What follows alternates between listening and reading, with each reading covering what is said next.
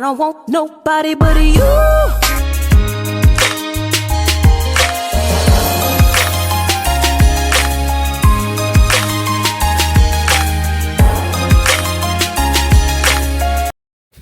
Hey, what's up, you guys? It's your girl Trina, aka Packy, and some of you know me as Trina Balbino, Miss Hood Christian, or spiritual influence on all my other social media platforms. Well, I bet you're wondering, what are we talking about? What we're going to be talking about? And this is a vlogging channel. Yes, I did create this vlogging channel, but what I'm about to discuss with y'all is a part of my life. It's something that I experienced, and I feel that it could be very beneficial to a lot of people. So I wanted to share it with you guys. I've heard a few vloggers speak on this when they're talking about financing and things like that. It is two things I want to discuss, but we're only going to cover one of the topics today, and we're going to do another video for the other topic. Well, anyway, if you hear the smoke detector, please ignore it. No, it is not the one that you guys have been hearing in my other videos that I've been saying, I need to change that battery. I need to change. It's actually another one that has went out. I have to get my stool and get all the way up there and take it down and change the battery out. So yeah, it's actually another one that needs another battery. Well, anyway, you guys, let's get into this video. I am so excited to be sharing this part of my life with you all because, yeah, I did it because it was necessary. Some of you, it may be necessary for you to do it as well. Some of you may just want to do it because you see the benefits out of it. So they have that saying, you got to spend a little money to make a little money and also keep some of that money in your assets and your means. Yeah, this video about. Let's get into it.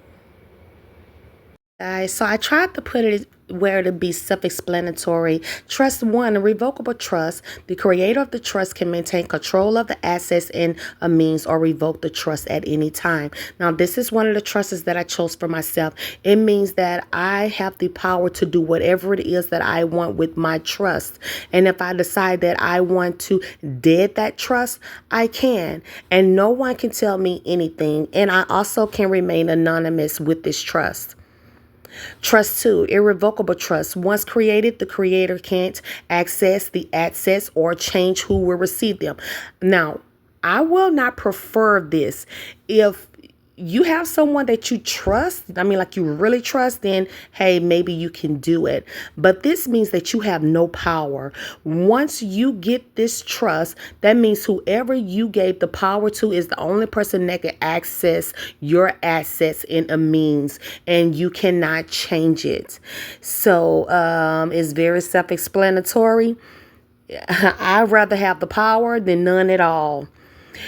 A living trust is trust number 3, a legal entity created while the creator is alive to own property such as a house, boat, or investment properties that passes through a living trust isn't subject to probate. Now, this one is good. This means that if you want to have access to the boats, your house, and investments and stuff like that, you don't necessarily have to take it through probate. You know what I'm saying? And then I believe on this one, you also won't be charged taxes. Yes.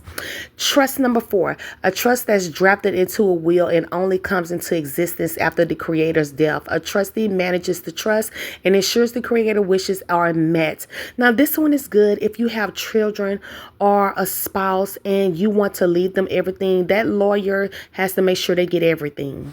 Yes, I know you guys have some questions, and my top 3 questions when I was looking for a trust, number 1 is, what are the maintenance costs of a trust? Trustees' fees by states. For example, in the state like California, the statutory fee for a trust for a trustee is set a percentage of the trust value, generally around 1%. However, in other states like New York, there are no statutory rates and fees are primarily influenced by the market rate for similar professions professional services. But here in Texas, it ranges from 0.05% to 2%. My second question was, does it cost money to keep a trust? You don't just pay initial costs. When you set up a irrevocable trust, such as legal fees and drafting fees, you also need to account for long-term costs. Generally, trustees charge a commission fee of an ongoing or annual basis. This is typically the percentage of a principal value of the trustee's assets. Now here in Texas, again, is 2%.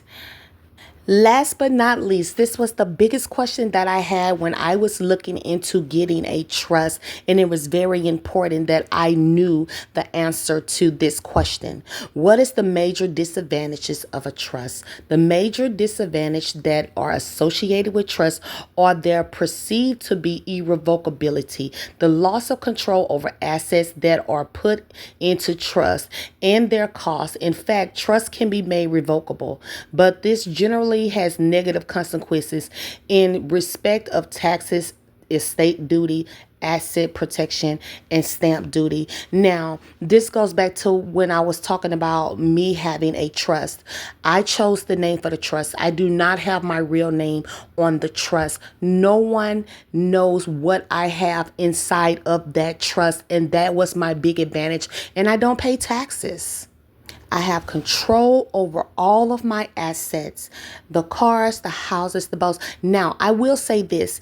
Two things that I could not put into the trust is a house that I inherited and a house that I had before I got a trust. You are better off putting things that you're just getting inside of a trust. So yeah, like my business is now under a trust. I rebranded myself and put my business inside of the trust. So no one even knows that I own a company. People are buying products from me and don't even know that they're buying my products. You see what I'm saying? And on houses and stuff, like I got land in the country and stuff like that. I am anonymous. No one knows I own those homes. I don't have to pay taxes or anything like that. And I have asset protection through that trust, you know. So I think is it an investment? Yes, having a trust is a big investment, and it is a great advantage over a lot of things, because you know, when you have a lot of assets and the means, that stuff adds up, and taxes are crazy. So if you have multiple businesses and homes and cars and stuff like that, put it in the trust, and don't put it under your name. That's if you don't want everybody in your business. You know, if you want to remain anonymous, because that's why I did it. I had a problem with people using my identity for all sorts of things. So it was best for me to put everything in a trust, because these people were using my name for all types of things, apartments, businesses, utilities, all type of things, you guys. So I felt in order to protect myself by me getting a trust, I was protected by the assets protection plan that came with the trust. So is spending a little money annually, a little 2% annually for all of your assets worth it? Yes, yes, yes, yes. So look into it, and you never know, you might like it. I don't want nobody but you.